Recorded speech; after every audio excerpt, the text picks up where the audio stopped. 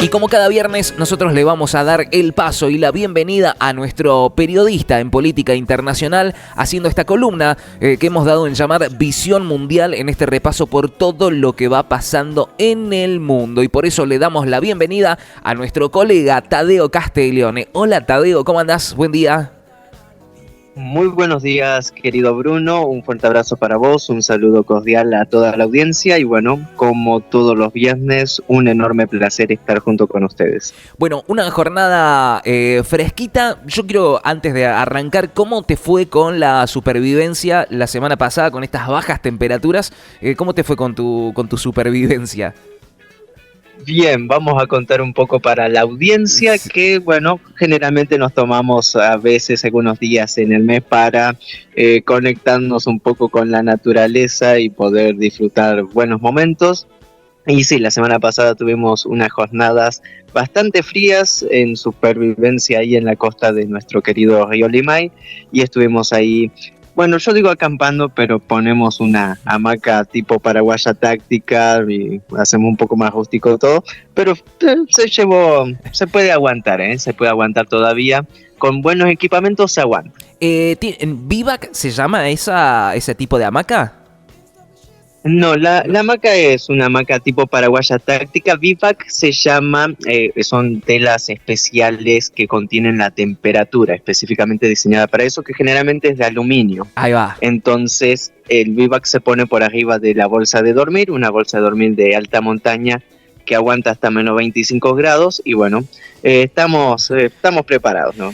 Tadeo, más o menos... No nos afecta mucho. ¿Tenés idea más o menos de cuánta temperatura se alcanzó ahí en ese sector? ¿Tenés vos para medir ahí la temperatura más o menos? Sí, menos 3 grados llegó a ser, ya habíamos acampado anteriormente hace un par de meses también con estas mismas temperaturas, por lo cual con menos 3 uno puede dormir tranquilamente como si estuviera en su casa. No sé si con menos estará más complicado. Igual el día lunes estuvo mucho más complicado, pero ya estábamos en la casa, gracias a Dios. Bueno, por lo menos mosquitos seguramente no te encontrás con esas bajas temperaturas ahí en la costa. Tadeo, bueno, sin dudas el argentino es un eterno sobreviviente, ¿no? Siempre enfrentándose a situaciones económicas que tenemos que afrontar y que evidentemente nos entrenan en sobrevivir. Pero sin dudas el mundo también sigue girando, a pesar de que el pupo argentino nos estemos mirando constantemente lo que sucede, el mundo se sigue moviendo. Contanos, hoy justamente en el repaso daba cuenta de lo que está sucediendo en Rusia, justamente con este enfrentamiento con Ucrania que se viene sosteniendo ya hace mucho tiempo. Ya me gustaría saber más o menos con tus conocimientos aproximadamente hace cuánto tiempo ya estalló este conflicto y cómo se viene desarrollando. Bien, una pregunta muy compleja, querido Bruno, para un viernes a las 8:30 de la mañana, pero vamos a tratar de desglosar un poquito porque nos llevaste a bastante tiempo atrás. Para entender este conflicto con Ucrania, a breve y a grosso modo vamos a decir que Ucrania siempre fue una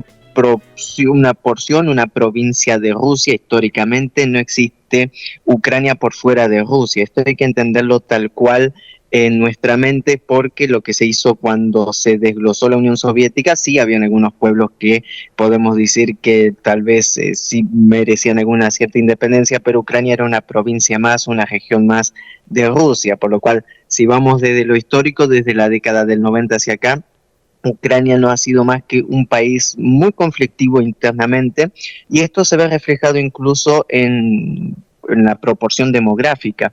Cuando se independizó Ucrania tenía alrededor de 55 millones de habitantes y antes del año 2014, que podemos situar el conflicto mayor, pues Ucrania tenía 45 millones de habitantes. Esto quiere decir que en 20 años perdió casi 15 millones de 10 millones, 15 millones de habitantes.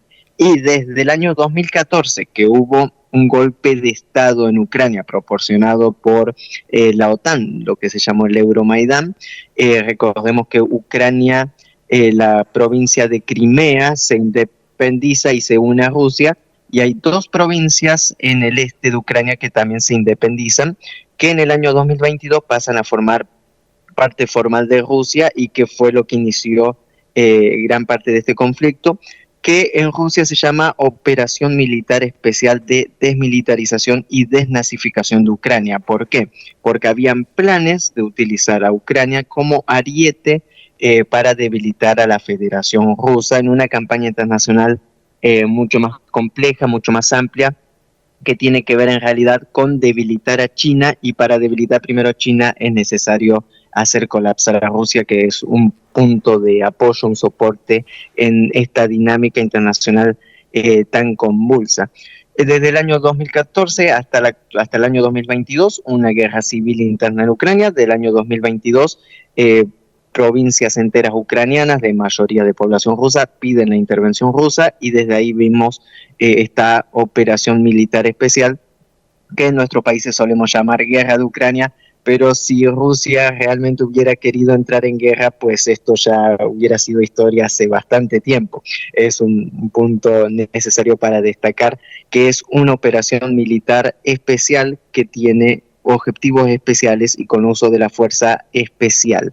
No hay una guerra abierta entre Rusia y Ucrania, ni siquiera hay un estado de guerra entre ambos países, lo cual es un punto que creo que es necesario recalcar. ¿Qué viene pasando en las últimas semanas? Que creo que es lo más llamativo, que tal vez en los medios hemos visto que tal vez representa una suerte de cambio en el frente, es una excursión militar ucraniana. Esto es en la provincia rusa de Kursk. Esta operación tiene que ver con una irrupción en territorio ruso por parte de las fuerzas ucranianas en una provincia rusa. Y esto ha dado una imagen de que, bueno, Rusia está perdiendo, Rusia está derrotada. Incluso, no sé, Bruno, si has escuchado que se habla de que se tomaron 1.000 kilómetros cuadrados de Rusia. Claro, por eso la pregunta iba por ahí, porque según la info que va llegando por estos lados, que yo siempre hago la misma aclaración, ¿no? Nada que ver los medios orientales con los medios occidentales, ¿no? Y los medios occidentales lo que nos muestran es que Rusia, como mal llamado, lo vamos a decir en términos criollos, está reculando en chancletas, ¿no? Y está lejos de eso. Sí, la situación es bastante interesante porque la guerra se lleva a cabo en el este de Ucrania, y de repente Ucrania moviliza algunas unidades al norte y decide atacar una provincia rusa que está fuera de lo que llamamos el campo bélico. Es una zona neutral, zona gris, como se suele llamar, en las cuales no está pactado ni está organizado una contienda militar en esos territorios, que son parte de las negociaciones que se habían llevado a cabo en Turquía. Pero ¿qué pasa?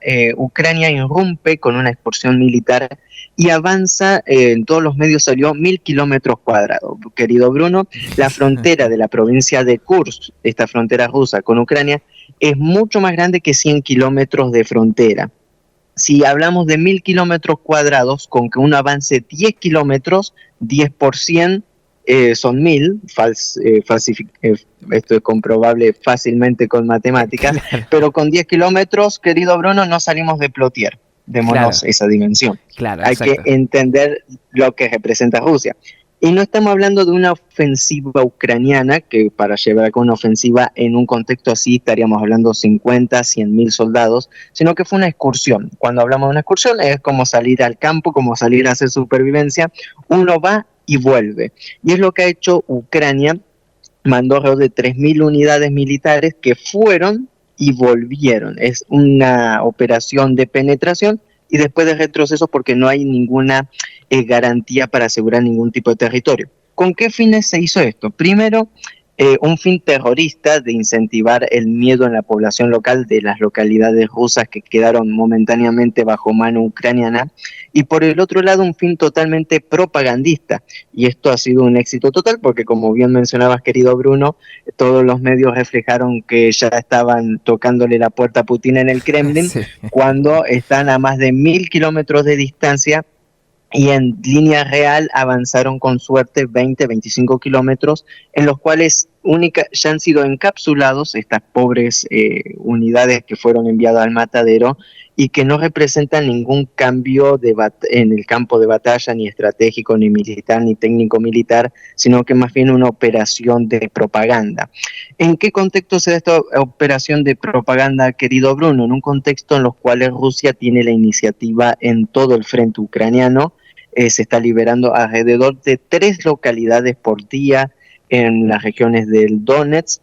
Rusia está muy cerca de tomar un punto estratégico, una ciudad que se llama Chasiv-Yar, y una vez que tome ese punto, el avance hacia lo que representa la liberación de la República de Donetsk es un pequeño movimiento más, y vemos que también hay importantes avances en la región de Kharkov, que es donde se encuentra la segunda ciudad más habitable con cantidad de habitantes de Ucrania. Entonces no vemos a una Rusia perdida, a una Rusia débil, sino que una Rusia que sabe contenerse.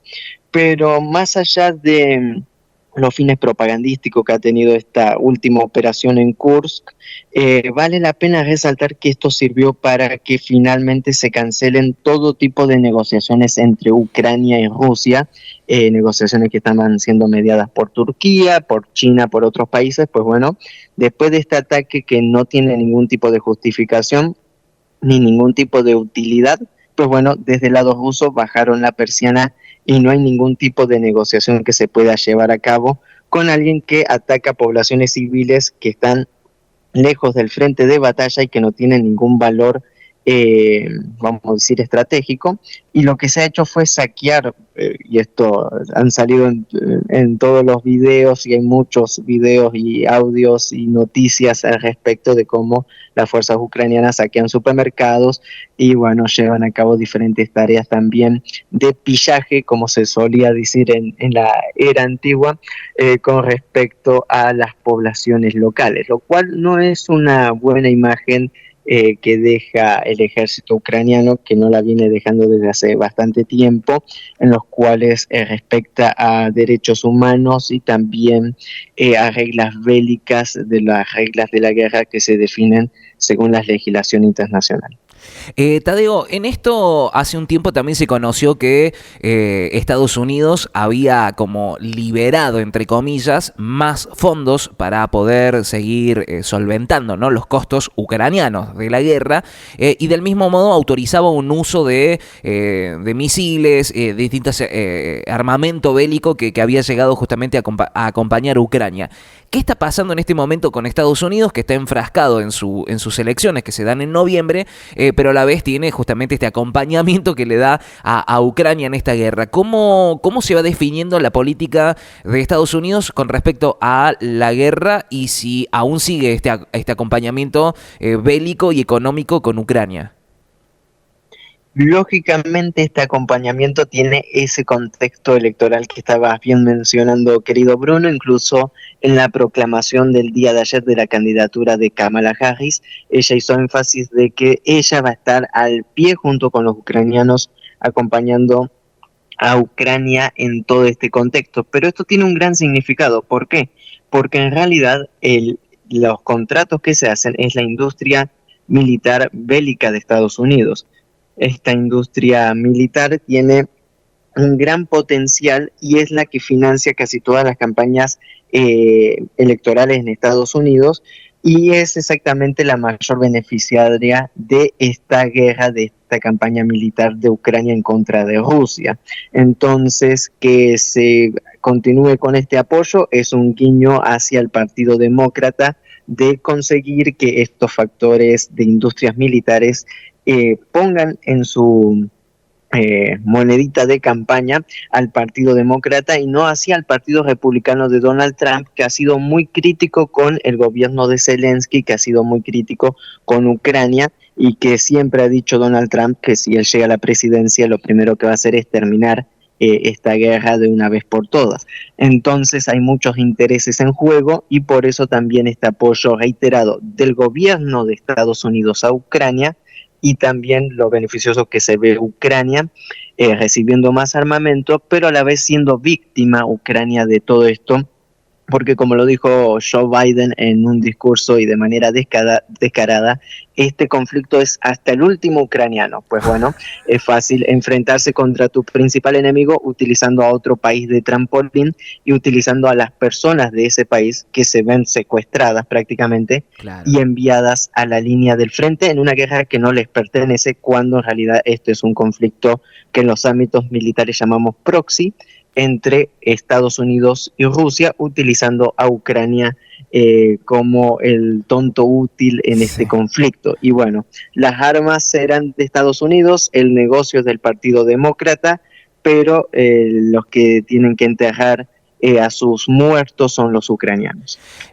Mal llamado como suele decirse, mal llamado como han sido utilizados como un preservativo, ¿no? Para no hacerlo más fuerte, pero los ucranianos lamentablemente han sido utilizados así, ¿no? Y el europeo en general, ¿no? Con los Estados Unidos generando estas guerras que lejos están de su territorio, siempre incursionando lejos de sus fronteras, pero el costo civil, el costo económico lo pagan siempre otros, y lamentablemente Estados Unidos sigue esa misma tendencia. ¿Pensás que en estos meses que restan hasta llegar a noviembre, el conflicto puede llegar a escalar, puede llegar a tener algún punto intermedio en donde se frene, a diferencia de, por ejemplo, ¿no? Anthony Blinken, este secretario de Estado de los Estados Unidos, que se juntó con referentes de Israel para intentar frenar lo que sucede en Palestina y justamente Israel? Hubo como una especie de intermedio para ver si se puede frenar. ¿Puede llegar a suceder algo similar entre Ucrania y Rusia? Bueno, estamos en los meses anteriores al invierno, en donde todo avance militar se debe dar con suma cautela y con suma prisa, porque una vez que caen las primeras nevadas ya cualquier tipo de avance va a ser muy duro y complicado. Como bien mencionas, noviembre va a ser un mes clave, lo mismo diciembre y enero hasta que asuma el nuevo gobierno de Estados Unidos, pero en el ámbito del frente ucraniano, como estábamos mencionando, Rusia tiene la iniciativa, por lo cual lo que vamos a ver en las próximas semanas va a ser que Rusia va a apretar el acelerador para al menos que toda la región del Donbass, antes de las fuertes nevadas del mes de noviembre, ya queden bajo manos de Rusia. Y después, esperando los resultados de Estados Unidos, hay que ver si existe alguna posibilidad de renovar el diálogo o de renovar cualquier tipo de negociación. Pero actualmente el frente militar, Rusia, que viene llevando la iniciativa, yo creo que en las próximas semanas, en los próximos días, una vez encapsulado todo esto, lo que sucede en Kursk, va a volver a pegar el puntapié inicial y de esta manera ya queda con una posición ventajosa en invierno en los ámbitos militares y en lo que sucede en torno a este conflicto ucraniano. Cualquier tipo de altura, es decir, alguna montaña, alguna colina, es totalmente vital para el posicionamiento militar con proyección a futuro a lo que se venga. Respecto a negociaciones, pues bueno, después de estos avances y con las primeras nevadas y la llegada del duro invierno europeo, pues bueno, yo creo que ahí sí pueden haber algunos tipos de diálogo, pero como estábamos mencionando también, estas excursiones militares que hace Ucrania, estos ataques reiterados con misiles o con drones en contra de la población civil en diferentes regiones de Rusia, no únicamente en Kursk, sino también en Belgorod, en Rostov del Don y en las repúblicas de Crimea o en el Donetsk, en Lugansk y en otros lugares, pues bueno, no condiciona y no ayuda mucho a cualquier tipo de diálogo y de avance de negociaciones, que también se suma, querido Bruno, algo que me olvidé, Sí. es que en esta semana se prohibió la Iglesia Ortodoxa rusa en Ucrania, y la Iglesia Ortodoxa representa el 90% de la fe en Ucrania, y que se haya prohibido prácticamente el cristianismo en Ucrania por una ley sacada en los cuales todo lo que es referenciado a cualquier cosa rusa, y siendo Ucrania una cultura eslava rusa, no tiene sentido, pues bueno, también complica bastante toda la situación actual en torno a cualquier tipo de negociación, en los cuales ahora también se persigue a una iglesia que tiene una representación social, cultural, espiritual extremadamente fuerte en Rusia.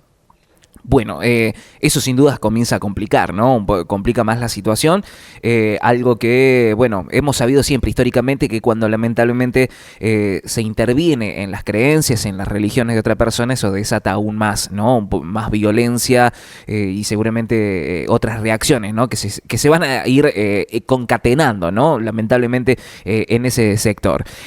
Tadeo, esto sucede en un extremo del mundo, allí justamente en la frontera Rusia ucraniana, pero nos venimos para acá, para el continente americano, donde, bueno, sin dudas lo que sucedió con las elecciones venezolanas movió el piso, no solamente en la propia Venezuela, sino también en todos los referentes americanos que con diferencias y con distintas cuestiones, cada uno con su postura apoyó o no lo que sucedió con Venezuela y con Maduro. ¿Cómo está la situación actualmente cuando ayer ya el gobierno venezolano terminó por confirmar la victoria de Maduro en las elecciones?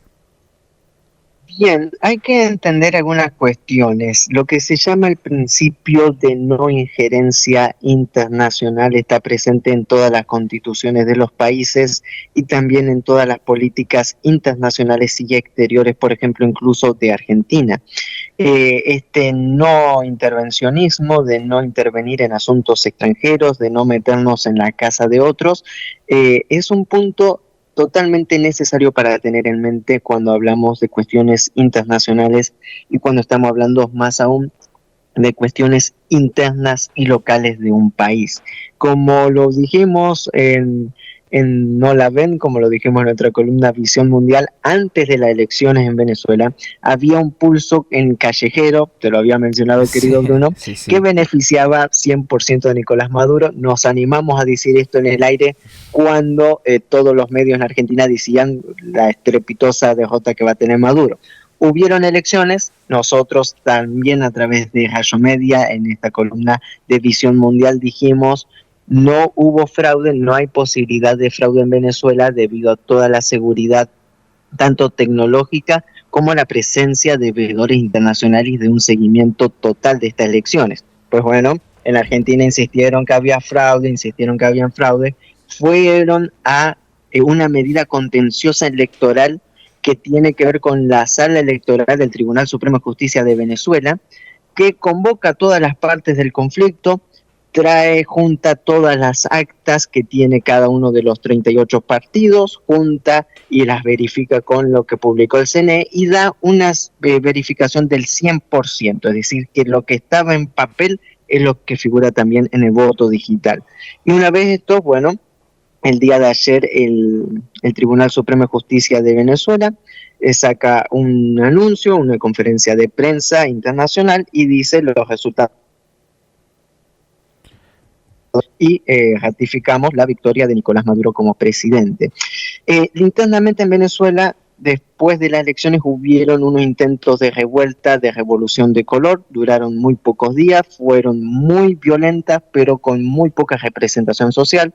Luego la oposición convocó protestas que se fueron desvaneciendo y el domingo pasado se había hablado que iba a ser la madre de todas las protestas a nivel internacional y María Corina Machado no juntó una cuadra en un barrio populoso de Caracas. Con esto se selló una derrota total, mientras que el chavismo siempre mantiene las calles activas con grandes movilizaciones y demás. Nos guste o no nos guste, hay que respetar, nos gusta o no nos gusten los colores políticos, pero la decisión se tomó, la decisión se corroboró y se comprobó de que no existe ningún tipo de fraude y que, bueno, la victoria de Nicolás Maduro es totalmente sostenible y que ya había sido reconocida por más del 70% de los países del mundo. Es más, todos los países con mayor cantidad de habitantes, dígase la India, China, todo el sudeste asiático, países del Medio Oriente, ya habían reconocido la victoria de Nicolás Maduro, por lo cual el reconocimiento a nivel internacional es casi abrumador. Y lo importante es que el reconocimiento a nivel local, dentro de Venezuela también la población se ha mantenido, más allá de estos días posteriores a la elección en los cuales hubo alguna suerte de violencia, la población se ha mantenido bastante estable, trabajando, continuando su vida cotidiana, haciendo su vida normal, y esto se ve en las calles, por lo cual el panorama que uno puede ver y que a la vez teniendo contactos diversos en Venezuela podemos afirmar que se hace vida normal en medio de un país que está llevando a cabo una recuperación económica muy fuerte, muy interesante, y que bueno, esta victoria proyecta un camino hacia ese sentido, y que se haya contenido la violencia, al menos momentáneamente, también proyecta de que se trata de poner un énfasis en este crecimiento y las personas tratan de aprovechar este envión para continuar con sus vidas normales.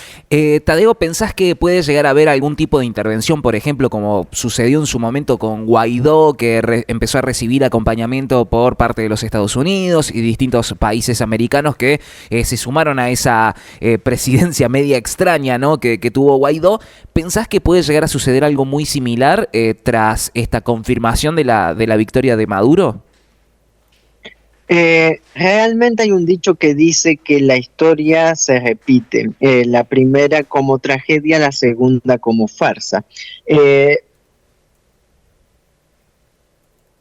Beneficioso para los intereses extranjeros en Venezuela, principalmente los Estados Unidos, que en los últimos meses habían llevado a cabo importantes inversiones en Venezuela, entre ellos las empresas Chevron.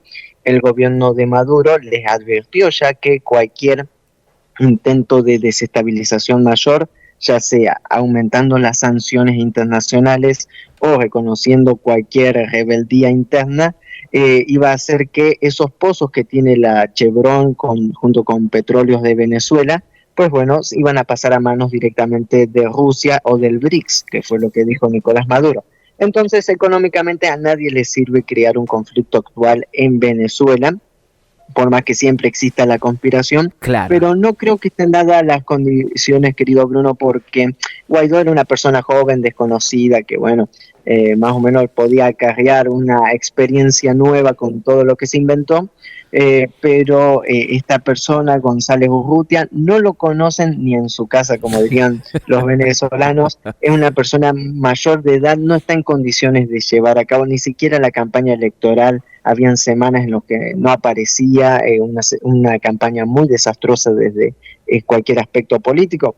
Bueno, que tú conoces muy bien cómo se tiene que llevar una campaña electoral, y los que hacemos seguimiento de campañas electorales sabemos lo agotador, lo constante que hay que ser.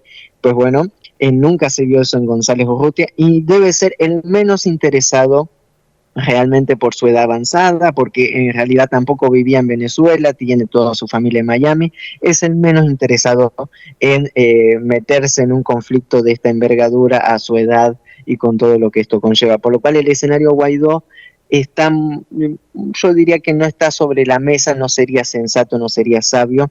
Y un tema interesante es que como González Urrutia ni María Corina Machado concurrieron a esta sentencia del Tribunal Supremo de Justicia, pues bueno, ahora tienen una acusación de rebeldía y desacato de los tribunales nacionales, lo cual ya tienen problemas legales importantes como para hacerse eco de un conflicto mucho mayor. Bueno, evidentemente siempre los pesos y los centavos tienen mucho más peso, ¿no?, que un conflicto y que otros intereses. Recuerdo cuando se desata la guerra en Ucrania y Rusia, como bueno, justamente las exportaciones de petróleo empiezan a afectar a distintos países, y Estados Unidos, entre tanto ladrarle a Venezuela, termina comprándole petróleo porque, bueno, evidentemente el conflicto que estaba pasando en Rusia tenía problemas, ¿no? Eso da cuenta de lo que realmente pasa cuando los intereses económicos pesan mucho más que lo ideológico y que cualquier otra cuestión, ¿no?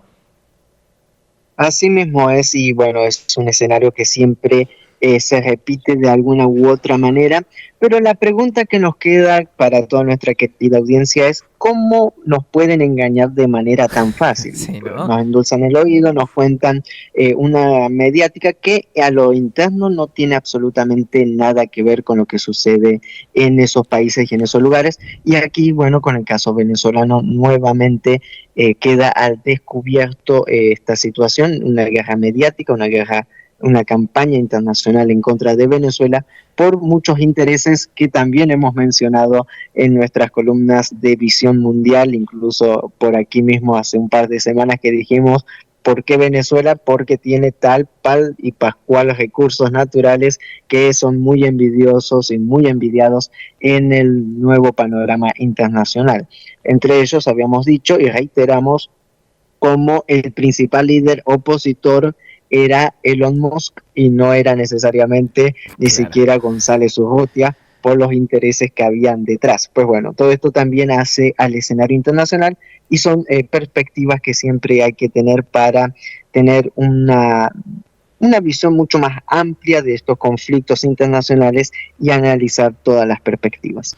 Dice que hay que patear a los chanchitos para que aparezca la chancha, ¿no? Y esto sucedió, ¿no? Había que ver qué pasaba para que realmente se conociera quién estaban realmente detrás de los intereses de Venezuela, que como lo mencionamos, ¿no? Tiene uno de los recursos o las reservas de petróleo más grandes del mundo, tiene minerales y tierras con minerales raros más importantes del mundo. Evidentemente Venezuela sigue siendo un punto muy crucial para América y para el resto de los países que, bueno, en este tablero de ajedrez mundial se acomodan las piezas y Venezuela no deja de ser una pieza sumamente importante. Tadeo, como siempre, agradecerte por esta claridad en lo que va sucediendo ante tanta desinformación, ante tanta información cruzada y cuestiones que por ahí nos marean. Traer un poco de claridad siempre nos sirve un montón y por eso estamos haciendo Visión Mundial en No La Ven. Tadeo, querido, agradecerte como siempre, como cada viernes. Muchísimas gracias a vos, Bruno, por este espacio, por esta oportunidad y bueno, como siempre reitera nuestro compromiso con la verdad, con los hechos tal cuales son y esta necesidad de comprender los conflictos desde todas las perspectivas posibles para acercarnos un poquito más a lo que realmente sucede. Un fuerte abrazo, querido Bruno, que tengan excelente fin de semana, a toda nuestra audiencia también y bueno, a cuidarse del frío. No está como para hacer supervivencia con algunas temperaturas. No lo intenten en su casa, como se decía anteriormente. Totalmente. Un fuerte abrazo. Abrazo grande, Tadeo. Así pasaba Tadeo Castiglione, nuestro columnista internacional, haciendo Visión Mundial, conociendo un poco lo que va sucediendo en el resto del mundo, sobre todo acá, ¿no? Con lo que pasa en América, con justamente las elecciones en Venezuela y con Rusia y Ucrania, cuando, bueno, nos llega un tipo de información, pero por suerte tenemos a alguien que realmente sabe y nos trae la posta.